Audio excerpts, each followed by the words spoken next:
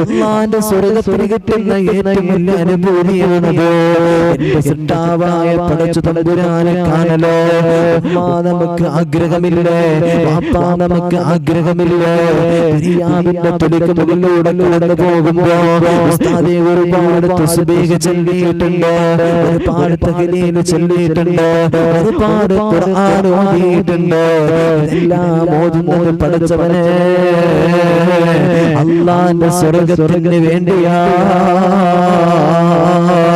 ആ പരിശുദ്ധമായ സ്വർഗ്ഗലോകമുണ്ടല്ലോ, അള്ളാന്റെ പരിശുദ്ധമായ ആ സ്വർഗ്ഗലോകമുണ്ടല്ലോ, ആ സ്വർഗ്ഗലോകം എനിക്കൊന്ന് കാണണമല്ലാ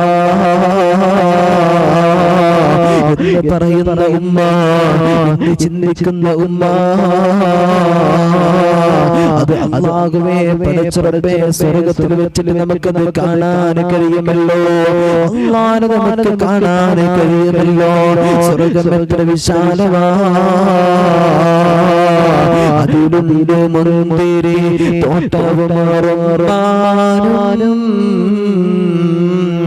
രസമുള്ളതാ കദളിപ്പഴം തിന്നാനും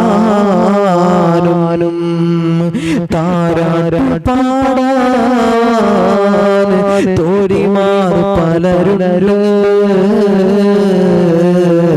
കൈമുട്ടുവാൻ ചില ദാസിമാർ വരവുണ്ട്. മടിയില്ല റബ്ബേ, മടിയില്ല റബ്ബേ, വാങ്ങുവാനാ വീട് കൊതിയുള്ളവരെപ്പോഴും അതിനോട്. അതിനെ നീ ഓരോരോ പാസതാമന്നാനേ, അതു നിന്റെ പക്കൽ മാത്രമാ.